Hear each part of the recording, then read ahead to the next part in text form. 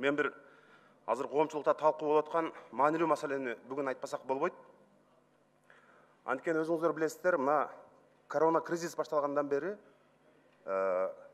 бүт ушул кыргыз өкмөтү, кыргыз бийликтери баарыбыз карайлап, азыр каражат таппай, бүт эл аралык каржы институттарынан акча сурап, эптеп бюджетти жабуу аракетин өкмөт көрүп жатат. Азыр Кыргызстанда 2 үй бүлө бир нанды бөлүшүп жеп отурган учур.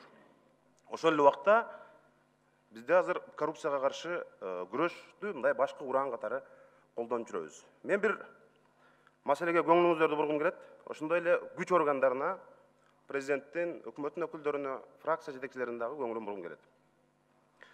Мындан бир аз убакыт мурун мамлекеттик байланыш агенттигинин мурдагы жетекчиси Черногубова камалды. Коррупциялык ири ишке шектелип. Андан кийин биздеги маалымат боюнча улуттук коопсуздук кызматынын дагы бир башкармалыктын жетекчиси камалды, начальник управление. Ал менен кошо дагы бир кызматкери камалды. Өкмөттүн аппаратынан дагы ушул күндөрү ушул маселе боюнча сурак берип атышат. Бул жерде абдан ири сумма жөнүндө сөз болуп атат. Ошондуктан премьер-министр Мухаммедкалый Аблыгазиев өзүнүн бул ишке катыштыгы жок экенин сөзсүз далилдеш керек. Бул премьер-министрге чоң жардам болот. Эгерде катыштыгы болсо, ал түздөн-түз тез арада жооп бериши керек.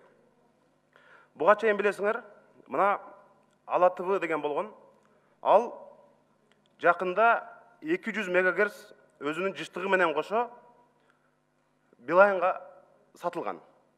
Куплю-продажа келишим болгон. Бирок ошол Ала ТВ ал телевизионный кабелге гана ыңгайлашкан. Ал жерде жыштык телевидение үчүн гана. Бирок мына ошону Ала ТВ Билайнга 1 миллион 800 миң долларга сатып атат. Билайн биздин мамлекеттик байланыш агенттиги аркылуу жакында ошол 200 мегагерц жыштыгы менен кошо телевидениеге деп багытталган жыштыкты 4G ушул сотовый операторунан интернетке туралап, аны переоформление жасады. Эми ушул жерде чоң маселе болуп атат. Буга чейин билесиздер, мына Темир Сариев премьер-министр болуп турганда 15 мегагерц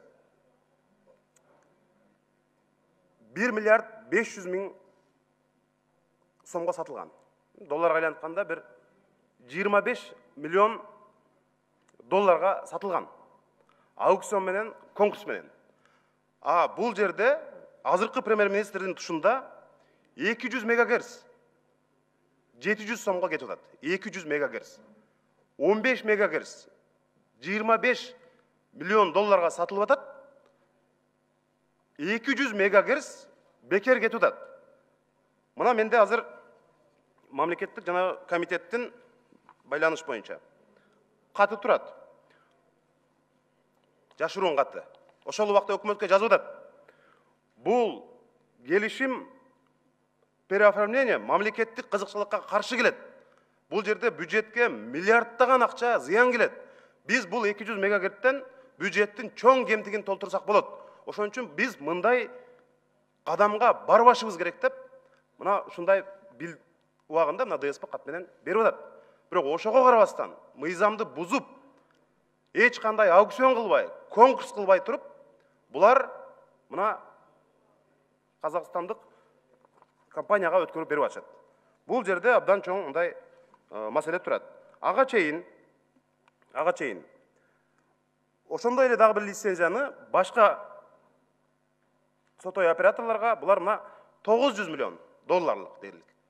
Аны дагы мына бул мен ойлоп тапканым жок. Бул мамлекеттик коопсуздук кызматынын катты. Мына ГКМнын. Бул жерде турат 1000 сомго сатып жиберишкен. 1000 сомго. Ошол жерде ГКМнын эсебинде бул 900 миллион Америка долларына сатсак болмок. Бюджетибизди ошол менен толтурсак болмок деп жазып атат. Эми ошондо жалпы эсеби ушул жыштыктан бюджет дээрлик, мына мен адистердин, эксперттердин, мурда иштеп кеткен, аз иштеп аткандардын эсебинде 5 миллиард сомго зыян тартып атат. Биз азыр көрүнгөн эл аралык институттардан, финанс институттарынан жалдырап 1 minut бергиле. Мына bir 2 minut. Мына 5 миллиард сом бюджетке түшпей атат. Эми ушундай иштер адистердин айтымында ошол эле жетекчилердин мага берген маалыматында эми бизде мекенчил патриот жигиттер кыздар бар экен. Өздөрү кызматта турса дагы мындай күйүп мамлекетке. Биз айта албайбыз. Ошону сага ишенип берип атабыз. Сен айтпасаң болбойт деп азыр ыйлап атышат. Премьер-министрдин уруксаты жок, бул болбойт. Ошондуктан бүгүндөн калбай күч органдары буга катуу киришип, өкмөт башчы бул кылмышка тиешеси барбы, жокпу, тез арада далилдеш керек. Анткени мына улуттук коопсуздук кызматынан да суранат элем. Ошол эле казакстандык ири сотовый компаниянын жетекчисинин оң колу келип премьер-министрге жолуккан. Мына ушундай маселе бар. Анткени биз мен айтат элем, урматтуу депутаттар, урматтуу күч органдары, тилекке каршы убактын бүтүп баратат. Мына бул Дастан Рысбекович, 30 секунд. мына буга чейин биз билесиңер, алтынды саткан учур болду, жерди саткан учур болду, кенди саткан учур болду. Бирок азыр биздин мына биз дем алып аткан абаны сатып акча жасагандар азыркы өкмөттүн тушунда пайда болду. Азыр улуттук коопсуздук кызматында 4 адам ушул боюнча абакта жатат, тергөө абагында. Муну адилеттүү тергөөнү жасап, мына урматтуу фракция жетекчилери, урматтуу парламент, мына биз тандаган өкмөттүн кадамына мындай бир жоопкерчиликти берүү бул биздин колубузда турат. Калган сөз